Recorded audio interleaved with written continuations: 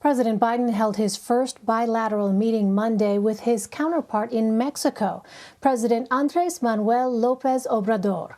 The two presidents met virtually and discussed a variety of topics, including economic and security cooperation, the pandemic, and immigration. President López Obrador proposed a new immigrant labor program to President Biden, and the idea of the U.S. loaning Mexico doses of the coronavirus vaccine was also discussed. For more, I'm joined by Antonio Garza. He's a former U.S. ambassador to Mexico and a counsel to White and Case law firm. Mr. Ambassador, welcome. Thanks very much for joining us. You bet, Elaine. Good to be with you. So before we dive into some of the specific issues, given that we have a new administration in the White House, what is the current state of U.S.-Mexico relations? Well, I think the current state is in transition, and that's not unusual given the fact that you have a new administration in the United States. During the last 4 years, the relationship has been somewhat one-dimensional, focused on immigration. I think with the Biden administration, you're going to see an attempt to be more institutional, broad, and the full range of trade, immigration, and security issues are going to be on the table and discussed. This may come as a bit of an affront to President López Obrador, a bit more of a nationalistic streak, and would like really for the United States to stay pretty much clear of domestic issues, but I think the state of the relationship is good. In the introductory comments today, you saw all the warmth, all the good feeling, all the good expressions. You also saw something that I think was very important and interesting. You saw a great deal of preparation leading up to this meeting. Secretary Blinken had met with his counterpart. I know at the undersecretary level, there have been many meetings during this transition. So you're seeing a more institutional approach to the relationship, which I think ultimately will be good both for the United States and Mexico. Oh, you mentioned migration. Of course, that is continuing to be a big issue facing both countries. President López Obrador suggested a bracero-style immigrant labor program between the U.S. and Mexico. First, can you explain how that system would work and how it could benefit both sides? Well, Elaine, the bracero program is one that dates back to, I think, the early 1940s, when there was a labor shortage in the United States, given the exigencies of World War II. And the program ran for about 20 years, largely focused on labor. It was very much a broad guest worker type program. Some real challenges with it in terms of the way labor was treated in many parts of the United States, and it ultimately fell out of favor and out of usage in the early 1960s. What President López Obrador is proposing is something along those lines, and I think it's unlikely. I think that it would get much traction in the United States for many reasons. One, it would take congressional action. This is not something that can be done simply through the executive, the expansion of the guest worker and the visas associated with that.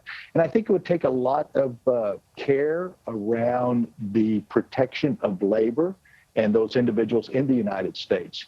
On a conceptual level, it perhaps has some appeal. Politically, I'm not sure it would go too far. But I think it's important that all the immigration issues are on the table and are willing to be discussed, not simply in the context of enforcement and securing the border, but in the flows and the orderly and safe, secure movement of people to and from the United States and Mexico.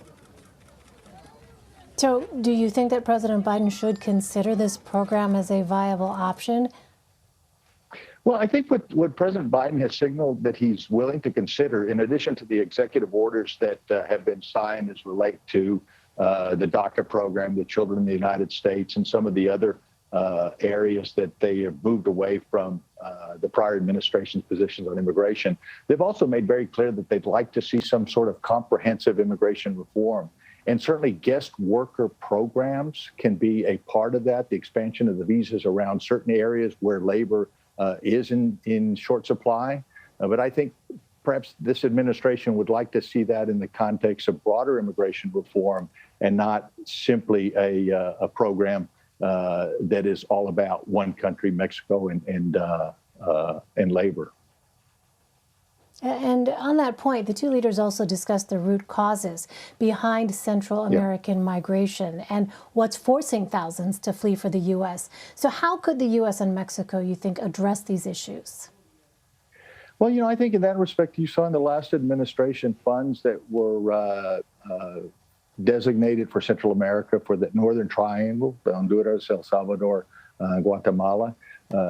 Everything from economic development, rule of law, security type initiatives in the area that are really a big part of what is forcing people to leave those countries. And I think in that respect, Mexico can be both a partner in terms of working with those countries and also, quite frankly, providing some enforcement along their southern border. So I think it's a combination of both addressing root causes, having some enforcement mechanisms in place so that the movement of peoples can be safer, more orderly, and secure. But I think you have to take a step back, and I like the fact that these two administrations are meeting early and that their cabinets met last week. Secretary Blinken was meeting with his counterpart and also met with the Commerce Secretary in Mexico so they can take a broader, more holistic look at North America in the context of, let's say, our trade agreement with Canada as well, and say, what is the best approach not only to labor, but investment, rule of law, and how can we move towards being the most competitive economic platform in the world? Well, before Monday's meeting, it was reported that President López Obrador was going to ask President Biden for a vaccine loan. Now, White House Press Secretary Jen Psaki said that would not happen, but President Biden said they were going to talk about it. So could this be an opportunity to strengthen ties between the two countries? Well, I think what you're seeing really, and not just in the context of the United States and Mexico, but around the world, you're seeing both China, Russia, and others moving towards some variation of vaccine diplomacy.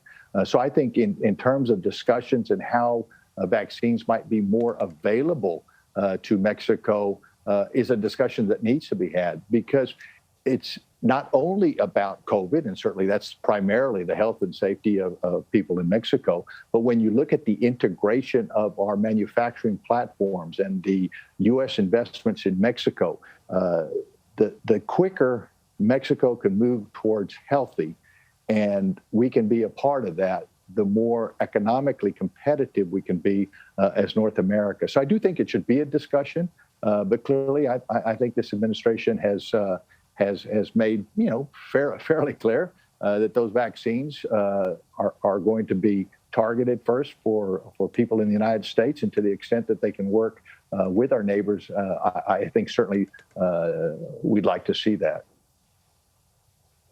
All right, former U.S. Ambassador to Mexico, Antonio Garza. Mr. Ambassador, thank you very much for your time. Thank you, Elaine.